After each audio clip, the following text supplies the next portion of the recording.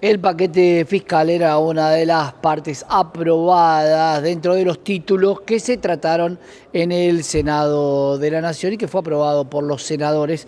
Vamos a hablar con Marcelo Rodríguez, tributarista, acerca de esto y qué es lo que quedó pendiente de este paquete fiscal. ¿Cómo estás, Marcelo? ¿Qué tal? Buenas tardes. Buenas Gracias por el tardes. Bueno, llamado. vamos a repasar qué es lo que en esa madrugada se aprueba dentro del paquete fiscal, qué es lo que te parece que va a ser diputado, si va a ir al dictamen original o si va a aprobar lo que senadores traía. Bueno, el paquete fiscal tenía o tiene realmente varios títulos, prosperó en su gran mayoría. Lo que no receptó favorablemente senadores, que de hecho fue rechazado, fueron las modificaciones que se contemplan en el impuesto a los bienes personales y en el impuesto a las ganancias. Esto yo creo que va a ser tratado por diputados y debiera ser revertido, volviéndose al texto original que salió con la votación favorable de diputados.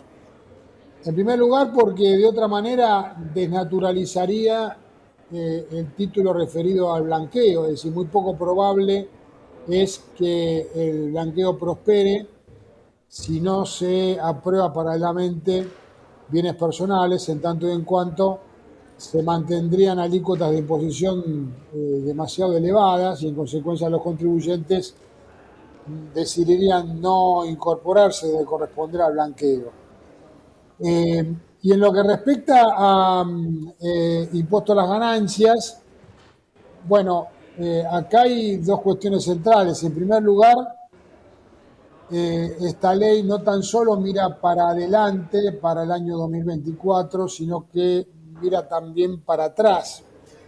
Esto significa que la ley viene a resolver una controversia del año 2023, toda vez que el Poder Ejecutivo modificó por decreto las alícuotas de imposición y de no mediar una sanción favorable por parte del Congreso de esta reforma, pues entonces muchos asalariados tendrían que soportar la retención del impuesto a las ganancias por sumas que no fueron retenidas en el año 2023.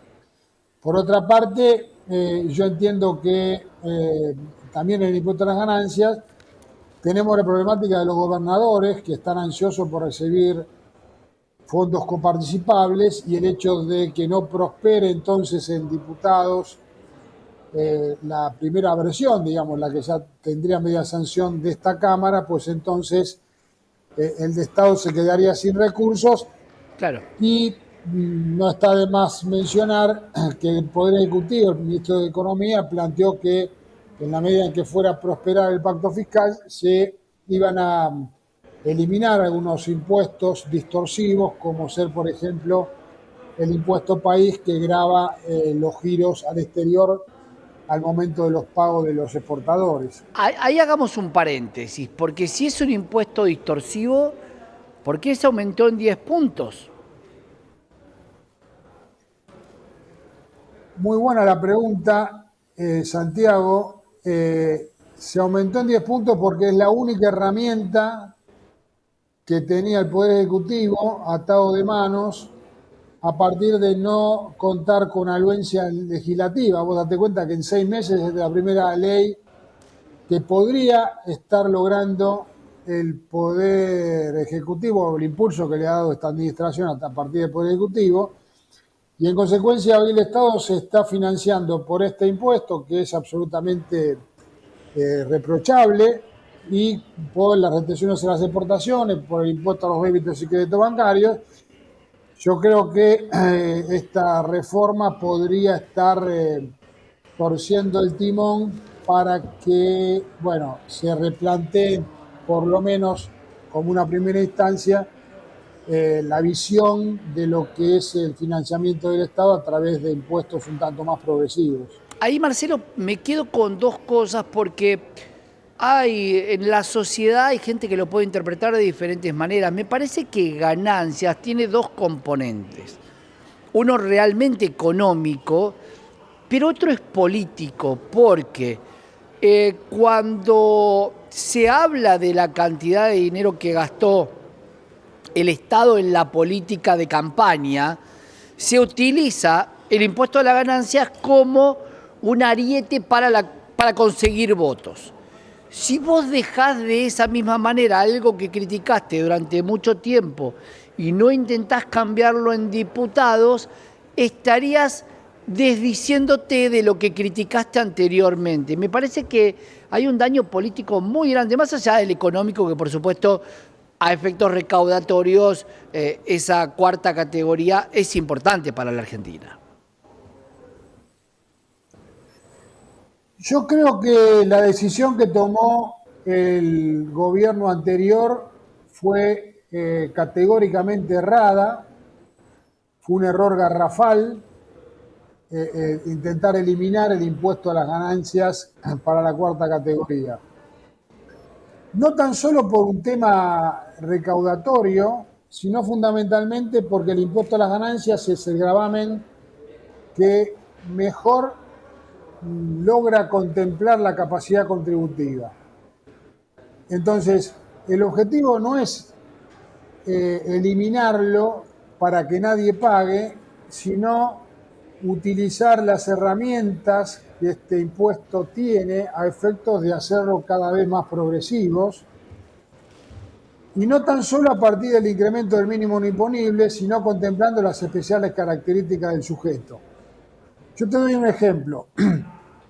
Suponte que no prospere la reforma y en consecuencia siga estando vigente el impuesto cedular, que hoy grava tan solo a aquellos individuos que tengan una determinada remuneración que supere un cierto parámetro. Suponte que ese parámetro, con el incremento del salario mínimo vital y BOMI a partir del 1 de julio, se fije en, por decir algo, 2.600.000 pesos, por decir un número. A partir de esa suma, recién los contribuyentes empiezan a pagar. Pero este aquí que estamos poniendo en un pie de igualdad a un individuo que suponte es soltero y vive en un departamento de su propiedad, y otro individuo que es casado, tiene 4 hijos en edad escolar, vive con su suegra y alquila, y los dos ganan 2.600.000 pesos. Es absurdo que Claro. ambos paguen cero. En consecuencia, la ley contempla herramientas en virtud de las cuales, a igualdad de salario, el que tiene gastos personales incrementales por su especial situación personal, la ley permitiría que este individuo no pague impuestos mientras el otro tal vez debiera pagar impuestos. Tomame como ejemplo, 2.600.000 pueden ser 3, 4, lo que se Claro. defina. Bueno, puede, Lo puede que es un hacer error es... Sí. Puede hacer deducciones también, ¿no? Cuando hablábamos de bienes personales, hay algunas cosas que se pueden cargar para empezar a hacer deducciones. Quiero quedarme con algo que tiene que ver con lo tributario, que también afecta al régimen de incentivo de las grandes inversiones, donde te planteo si en el mundo las cosas se pueden plantear a más de un mandato. ¿Por qué digo esto? Porque en su momento cuando se pone una exención hasta el 2038, en el caso de quien blanquee, bueno, hay un montón de futuros gobiernos que no van a tener recaudación por sobre un montón de dinero. ¿Cómo se maneja eso en el mundo, Marcelo? ¿Se determina por presidencia? ¿No se toma tan en cuenta? ¿Se pone un plazo X? ¿Cuál es la duration que pueda tener el alcance de un impuesto? El tema del blanqueo, Santiago, es un tema bastante particular. Podríamos estar hablando toda la tarde sobre el impacto del blanqueo en la economía. Yo te pregunto, ¿vos sabés cuántos blanqueos hubo en Argentina desde el año 2009 hasta la fecha, en los últimos 15 años? Yo recuerdo 4 por lo menos. Bueno, este va a ser el sexto. Este va a ser el sexto blanqueo. Es decir, 6 blanqueos en 15 años. Esto distorsiona absolutamente el sistema recaudatorio, absolutamente nuestro sistema tributario, porque el contribuyente tiene una percepción, un áurea, de que no tiene demasiada relevancia que pague o que no pague, porque seguramente el próximo blanqueo, la próxima acumulatoria lo va a cobijar. Esto un día hay que, digamos, cortarlo, porque de otra manera, digamos, los contribuyentes no van a tomar cuenta de la importancia que tiene la recaudación, porque con los impuestos que todos pagamos con mucho esfuerzo, el Estado financia sus gastos. Si el Estado no tiene recursos genuinos, tiene que transitar por caminos no deseables y no sugeribles, como emisión monetaria, endeudamiento, etcétera. Eso, Entonces, claro, es un buen punto, porque en realidad eh, el impuesto en realidad es una forma de repartir la riqueza y de repartir un poco el que más tiene más paga y contempla al que menos tiene. Ahora, la gran pregunta, y entendiendo esto, Marcelo, de que durante 6 años la gente rica y en 6 años tu economía, si sos una persona rica, no va a cambiar, vas a ser más rico seguramente en este país. Digo, si durante 6 años nunca pagaste nada, porque cada vez que hay un nuevo gobierno necesita financiación endógena y busca un blanqueo, ¿qué siente el que en realidad debe vivir de los impuestos que paga quien más tiene? bueno, el contribuyente cumplidor naturalmente se siente defraudado cada vez que escucha que sale una nueva moratoria o que sale un nuevo blanqueo, porque dice, pucha, otra vez peco de ingenuo en virtud de que si no hubiera pagado, hoy pagaría en cómodas cuotas sin intereses y realmente hubiera podido utilizar el dinero en cosas mucho más productivas. Bueno, yo te repito, un día hay que concientizar a la sociedad de que esto es inviable, un Estado no puede vivir sin recursos genuinos como son los recursos tributarios. Claro. Yo Pero entiendo ahí, ahí, Marcelo, concientizar a la sociedad, ¿no debería haber justamente existir en esta ley bases, en este paquete donde quien concientiza o quien dicta de alguna manera para dónde vamos es el Poder Ejecutivo a través de las leyes? Digo, no debería cortarse porque si no, bueno, alguien lo va a hacer en algún momento, pero nunca está dentro de los planes de ningún político decir a los evasores más castigo que premios. a ver, la concientización va a aparecer en uno de los títulos que contiene esta ley.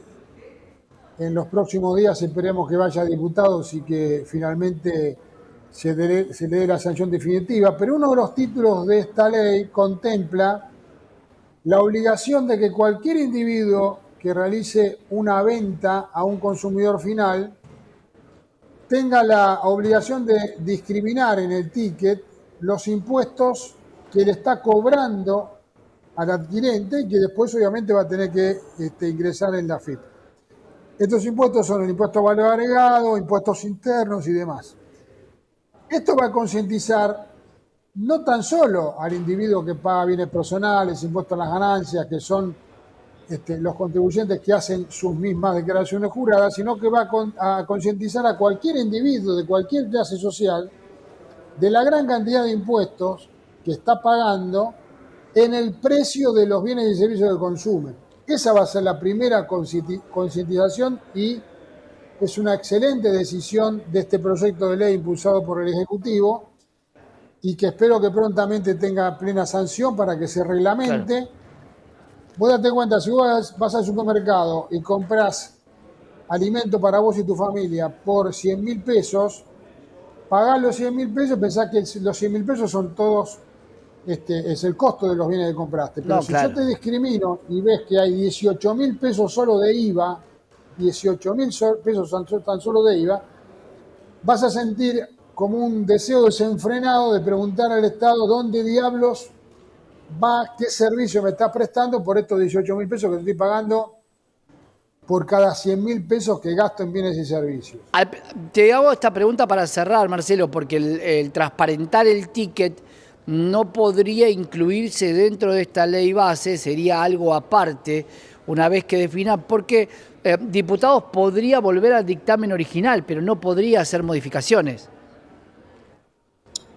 No, este título salió del proyecto original, entró a diputados, diputados lo aprobó, fue a senadores, en la madrugada del miércoles quedó aprobado y cuando vuelva a diputado va a quedar absolutamente Claro. vigente la obligación de hacerlo. Obviamente el tema va a tener que reglamentarse, va a tener que ir al Poder Ejecutivo para que se reglamente y la AFIP instará a los contribuyentes para que a partir de un determinado momento tengan la obligación de discriminarlo. Esto, repito, es muy importante y es central porque el consumidor final, es decir, un asalariado que trabaja de cadete en una empresa, como el director general de esa misma empresa, todos pagan un montón de impuestos, pero el que más se ve perjudicado es el que menos ingresos tiene, en virtud de que el 100% seguramente de su ingreso lo destina a comprar bienes y servicios sobre los cuales paga un montón de Claro. impuestos.